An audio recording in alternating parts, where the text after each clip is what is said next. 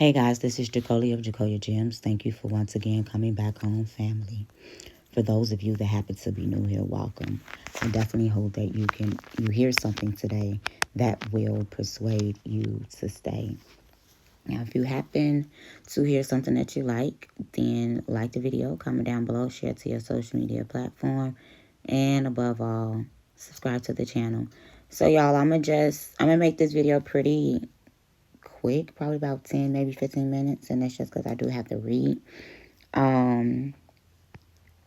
Just on proving the Pharaoh of the Exodus. So let me just give a little background to prove that the Hebrews were in Egypt during this time. So we're going to look into Abraham time period. So according to the Bible, okay, so they put Abraham time period in early 2nd millennium BCE, Ur of Mesopotamia, then Haran, then Canaan, and Egypt. And so let's begin to 2nd millennium BC. Remember that, y'all, okay? And this is just for people that are new here so y'all can see the scholarship. If you've been here before, this is repeated. But, just to be historical in some things. So let's see what would have brought Abraham to Egypt. Okay, so let's say it said the Hyksos came into Egypt due to famine in 2180 BC in Mesopotamia, pushing out the native Egyptians. Alongside the Hyksos, we are going to begin to see these people called the Habiru, Hapiru, in the 2nd millennium BC. So all of this is contemporary to Abraham. So the Habiru are tent-dwelling, semi-nomadic, as well as sedentary, Asiatic, cattle-herding shepherds who had hierarchy amongst them based off of economic status. So some begin to say due to this, the Hebrews do not qualify to be Habiru. And this is due to the fact that they did not do thorough research before they began to state this. We begin to look at Genesis 12 and 4, because remember, you have to be tent-dwelling, sheep herder, you have to have a hierarchy of people, you have to have a leader, you have to have servants, you have to have money, all these other stuff, right? So when you begin to see, and then it was also a famine. When we go to Genesis 12 and 4, it says, So Abraham departed as the Lord had spoken unto him, and Lot went with him. And Abraham was 75 years old when he departed out of Haran. And Abraham took his wife Sarah, took his brother's son, and all their sustenance that they had gathered. And they had souls that they had gotten in Haran. So they had servants. And they were semi-nomadic, meaning they moved on foot. Then they were sedentary because they stopped in Haran. Then they stopped in Canaan. Then they went to Egypt. Verse 10 begins to line up, because this is 2nd millennium BC with 2180. And there was a famine in the land, and Abram went down into Egypt to sojourn there, for the famine was grievous in that land. So, by definition, we just have by definition proved that the Hebrews coming from Ur hit all of the markers to qualify them as Habiru. They were tent dwellers. They were semi-nomadic. They were sedentary. They had cattle, sheep, and souls. Okay? A hierarchy. This was also in 2nd millennium BC, where you begin to see the Habiru that we have just proved are the Hebrews, alongside the Hyksos, who we should know are Amorites, coming over from Mesopotamia during this time. So this is how we begin to historically prove that the Israelites were in Egypt in 2nd millennium BC due to famine. And they were living there Abraham was a warlord. He went on expeditions with Sennacherib into Nubia, into Egypt, into West Africa. Okay? So now that we have begun to prove that the Hebrews indeed were in this place, real quick, let's get to the subject at hand. So when we begin to look into the Bible, we see that Pharaoh's daughter was mentioned. Let's get a scripture.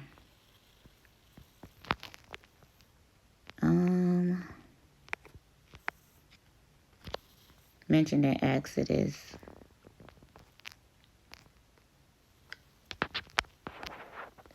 So Exodus 2 and 5, I believe. And so the reason that this began to happen is, as I forestated, the Hyksos and the Ibero were in Egypt together. And since they were leaving the same place, the Hyksos were also semi-nomadic, tent-dwelling people. But they were not the same people group as the Ibero or as the Shatshu of Yahweh. They just had similar customs. And they became conflated as one and the same by some historians, yet they were not the same people. Amorites descend from Ham. So when we began to look at Exodus 2 and 5, and so when the Hyksos and the Ibero went into Egypt, they pushed out the native Egyptians.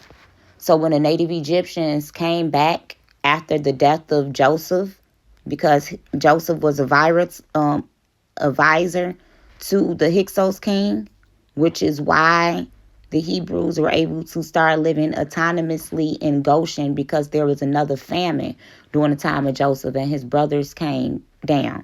So the Hebrews were able to set up shop. And then the ancient Egyptians came back from Upper Egypt. And when they came back, they made a conglomerate of the Hyksos and the Iberus and viewed them as one in the same. And so that's very important to know. And so then you will also continue to look in history and see that the Shatshu of Yahweh, alongside half of Kor or Kuri, which are Horites, were indeed imprisoned and enslaved during this time, which begins to line up to what we are about to face with the biblical Exodus. Let me see. With the Shatshu of Yahweh, I'm going to read up a little bit on them just so that we can, let's just get a few scriptures, y'all, to line this up. So when you begin to look at the Shatshu, they were Semitic-speaking nomadic who lived in the southern Levant during the Bronze Age and the early Iron period. And so they were tent-dweller in brigades who operate in Jezreel Valley, Ashkelon, and the Transjordan and Sinai, of course. Some Shatshu work as mercenaries for the Egyptian and Asiatic armies. And so the Shatshu likely acquired their worship of Yahweh during their time in the Levant. The Solib inscriptions mentions the nomads of Yahweh who are identified only by the deity they worship, indicating that their wanderings were not confined to a specific region. This is due to the fact that at the Tower of Babel, when the sons of Elohim came down, they selected land masses, but YHWH selected a people. Israel was his portion. Let's begin to continue. So you see, these were tent-dwelling, semi-nomadic, Semitic people who were seen in the same places as the Ibero and the Hebrews. So when we begin to look, they also appeared in Canaan, Syria, Egypt, so on and so forth, right? And so the first occurrence of the Shatshu and the biblical graphical inscriptions of Admiral of Moses found in Elkab, this is in the Nile, who claims to have taken Shatshu prisoners while serving Pharaoh Moses II. So we have to begin to see if the Hebrews were in Egypt during Moses II at all. And then Gibeon began to argue that they only appeared that the Shashu only appeared during the expulsion of the Hyksos around 1550 BC. So you begin to see how they line these people groups up. So it's telling you that the Hyksos got pushed out of Egypt in 1550 BC. Remember what I began to tell y'all in the 1500s? There was a great incursion of Amorites, Hittites, and Hivites leaving ancient Egypt to go into the Indus Valley, go into Southeast Asia, and they also ended up sailing over into the Americas. So in the 39th year of Thutmose III, during his 14th campaign, Pharaoh fought the Shashu before reaching Ret Jenu. The Shashu are therefore found in southern Canaan.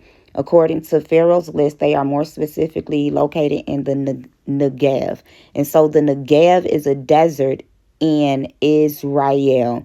The region's largest city and administrative capital is Beersheba. I hope y'all lining this up. This is good, thorough teaching.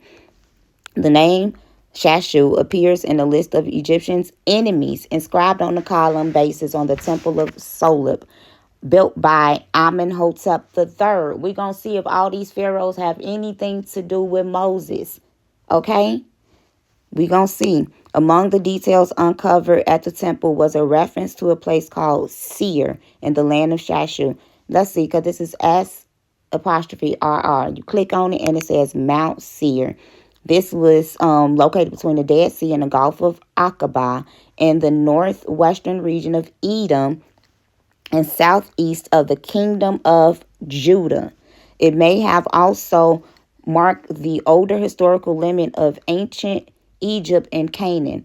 A place called Seir in the land of Shashu, thought to be Petra, Jordan, is listed in the temple of Amenhotep III at Solip in 1380 BC. The Nabateans, let's see, who are the Nabateans? I just told y'all in yesterday's video that the Nabateans descend from Ishmael's son Nahobeth. These are Afro-Arabs. And so the Nabateans were an ancient Arab people who inhabited the North Arabian and Southern Levant. Their settlements most prominent, they assumed the capital of Rakhmu in Petra and in Jordan, gave the name Nabatene to Arabian borderline that stretched from the Euphrates to the Red or the Red Sea. And they became called Hebrews because Hebrew came from Eber, and that literally means cross over, because they crossed over from one side of the Euphrates River to another.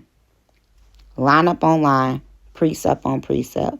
Let's see, Joshua 15 and 10. And the boundary circle west of Balaam to Mount Seir passes along to the northern slope of Mount Jearim, that is Chesalon, and goes down to Beth Shemesh and passes along Teman. So let's begin to see. Genesis 14 and 6 and 36 and 20 begins to say, and the Horites in the hill country of Seir as far as El Paran on the edge of the desert.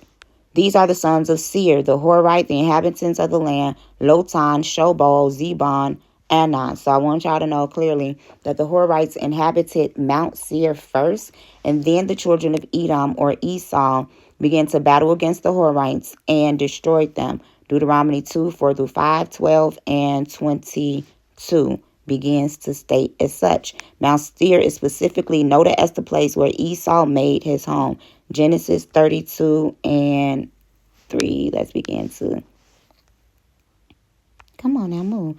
Jacob sent messengers before him to his brother Esau in the land of Seir, the country of Edom. Okay, so let's see something else. Does the Bible ever say that YHWH was in Mount Seir? So, for all of you who did not believe that Ishmaelites and Edomites worshiped the same power or came from the same people as the Israelites, you watched Deuteronomy 33 and 2. Let's get that. You don't mean they never separated from him, but so did the Israelites. And this is the blessing wherewith Moses, the man of God, blessed the children of Israel before his death. And he said, the Lord came from Sinai and rose up from Seir. So that's YHWH came from Sinai and rose up from Seir unto them. He shineth forth from Mount Paran, and he came with 10,000 of his saints from his right hand and went a fiery law for them. So the doctrines of the angels giving the law in the New Testament, I'm not even going to tell y'all where they came from. Not now. I told y'all in another video, so you could go scrub it out and find out if you want to.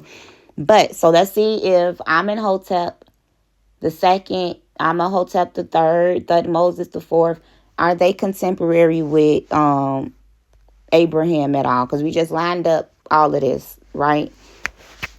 And we see that the Israelites was indeed in Mount Seir. So when we begin to look at the Hebrews and the Hebrews, we need to know that it's not only Israelites, that is Edomites and Ishmaelites as well. We also need to begin to look at the Kenites, because Kenites were seen as worshiping the Most High and called out to be a people. When you begin to look at Jehonadab, he was the founder of the Rechabites. He commanded that they live in tents rather than houses. Jeremiah 35, 6 through 19. Let's get it. See, there are people groups in this Bible who get looked over. And it's very important to know that the Kenites are also described as being Arabs, these Rechabites. So when you begin to look over into the Arabic nations, all of those are not Ishmaelites and Edomites. Some of them are Kenites. Some of them are Midianites, Ammonites, Moabites.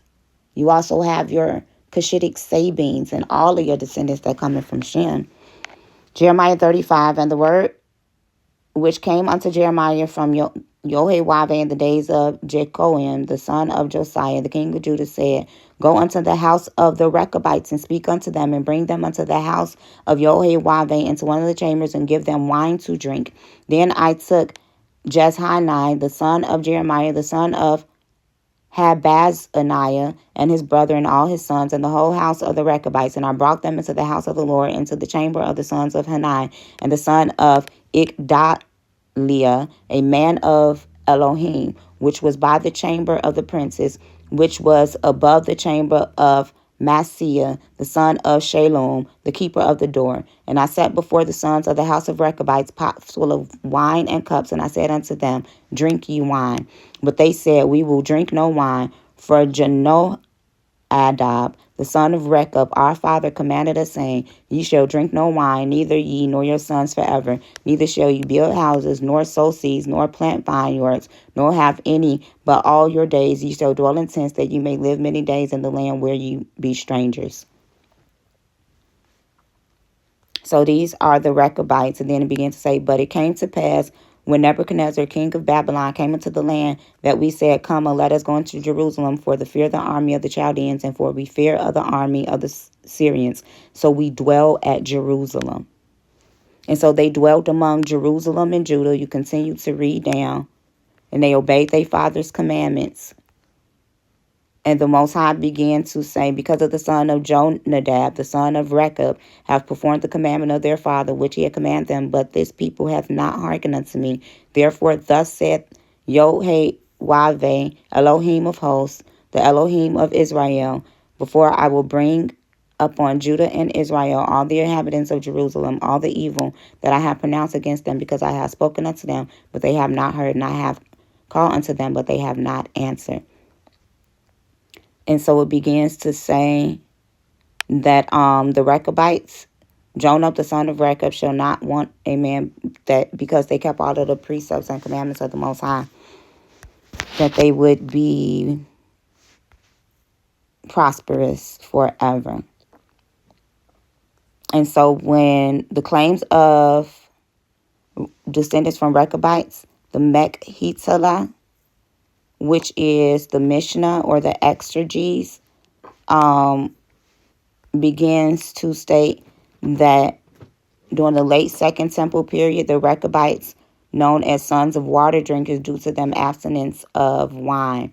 It begins to say that Joseph Wolf in 1839 found in Yemen near Sana'a a tribe claiming to be descendants of Jonab, and in the late 19th century, a Bedouin. And Bedouins are pastorally nomadic Arab tribes located in the Arabian Peninsula, North Africa, the Levant, Mesopotamia, the Syrian desert, so on and so forth. They are called desert dwellers. Yeah, from the Fertile Crescent. They stated that they were descendants of Jenohab. They were near the Dead Sea, while the rest of the Muslims claim that they are Arabs who descend from Abraham and Ishmael, which I keep telling y'all that there are many groups of Arabs. And so this would be the Kenites were amongst us also, because they would be part of the Shashu of Yahweh. Because some scholars began to have a Kenite theory for the Shashu. This is how you use the Bible to line it all up. So let's begin to go into see if the daughter of Pharaoh, who is the daughter of Pharaoh? So I'm gonna surmise this, y'all, and I'm going to see if I'm gonna read a little bit of an article. So the daughter of Pharaoh in the time of Moses would be considered Hatshepsut. She was from 1479 to 1458. Y'all gonna need to write this down. She was the wife of Moses, died at 50. So she married around 14 to 15, making her born in 1507. Okay? So Moses left at 40, and she died when he was 35.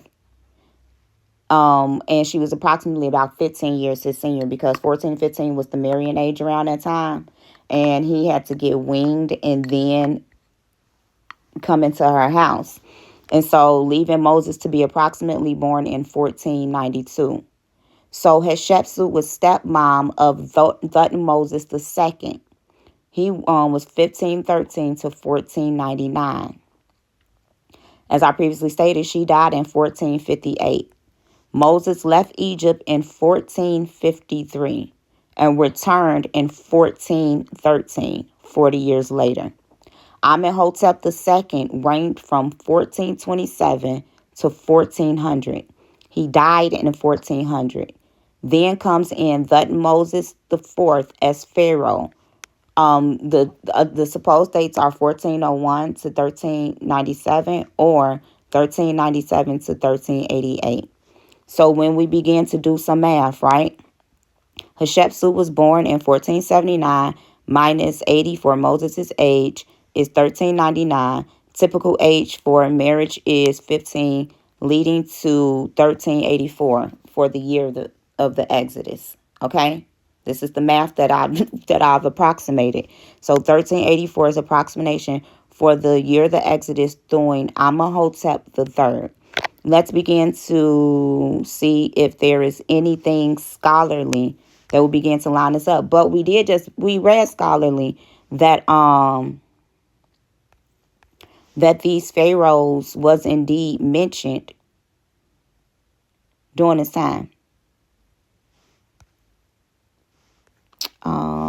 There's an article that I have. I'm going to see if I can just find it on here.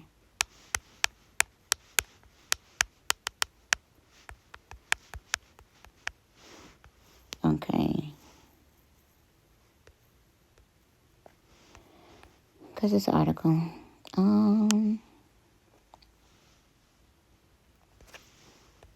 And it's also important to know that after these pharaohs, you had Akhenaten come in. And it is stated that he brought back monotheism into Egypt. So let's begin to, because I have to read this article. So I'm sorry for the pauses, y'all. I'm searching. That Moses. Have to read the article.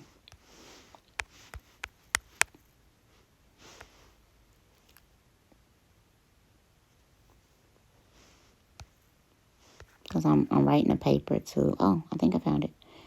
Okay, so, yep, the research team, which was a joint effort between Egypt's Department of the Sunken Archaeology of the Supreme Council of Antiquities and Paul Valier Montpellier University, used archaeological scanning, photography, underwater video, and photogrammetry, as well as archaeological drawings to identify and document the paintings, carvings, and miniatures of the kings Amenhotep III, Thutmose IV, Psamtik II, and Apries. Amenhotep III ruled for nearly 4 decades, according to Rosicrucian Egyptian Museum, and died around 1352. His son Thutmose IV then ruled, and his death around 1390, and so on and so forth. So let's continue.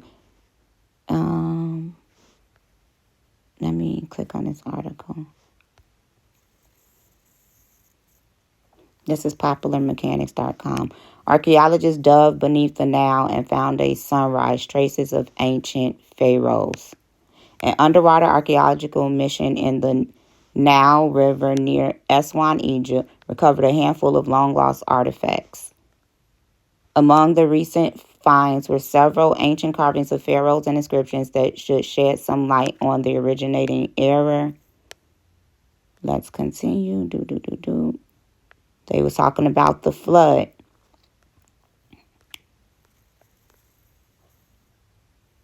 So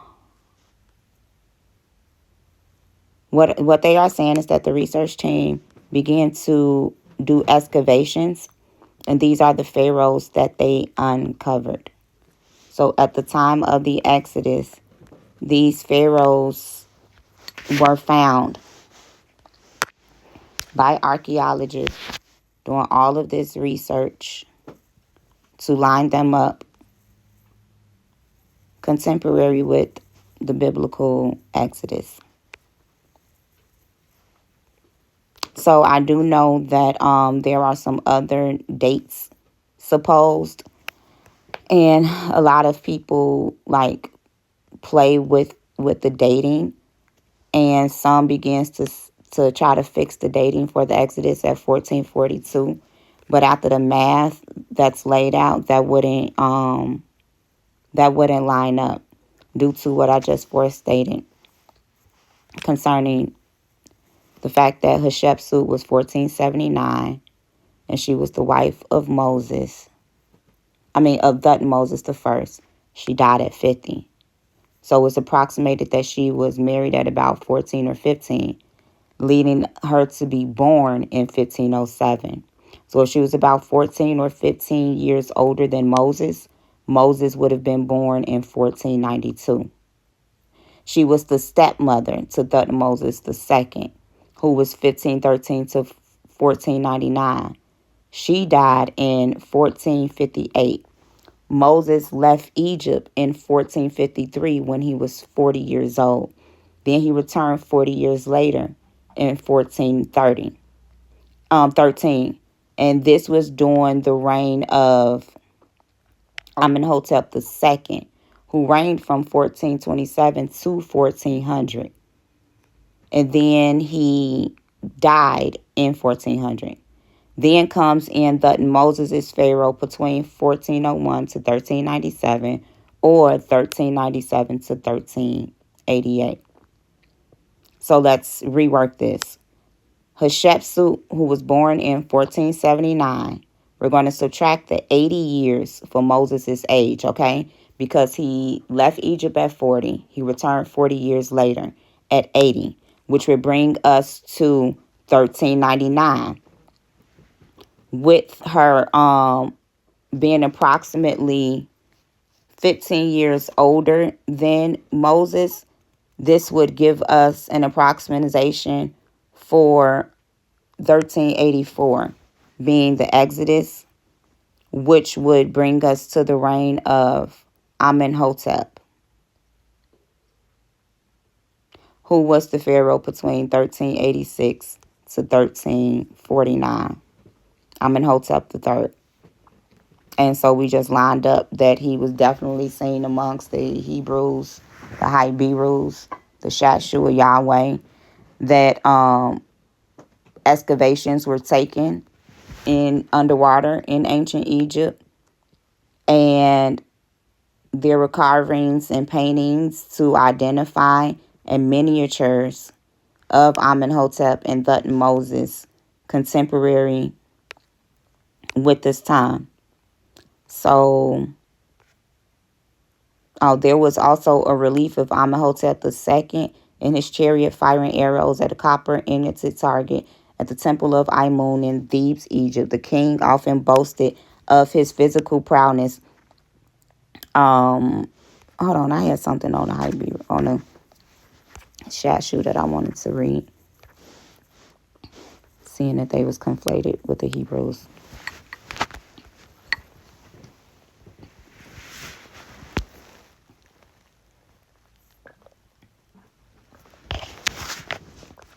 So let's see, the Shashu being correlated with the Hyberu, excuse me. Oh yeah, the Shashu were also seen in Nubia, which isn't surprising. So let's see what this begins to say. So during the Pharaoh Seti's the first campaign, primarily attested as a historical event by the presence of victory steles found at Tel Megiddo. So Megiddo, we know that this is during Jericho. Joshua during the time of the judges, and Beth Sheen. The Shashu live in a fertile mountains area between Saleh and Pancana, the city of Gaza. The introductory text of the relief showing the Shashu under notes, and I quote, "The Shashu's enemies plot a rebellion. Their tribal leaders are gathered standing on the hills of Hor." So this would be standing on Mount Hor. It's identified, this word spelled as Hori or Kari is also used in the Mary Nepheth stele in its inscription.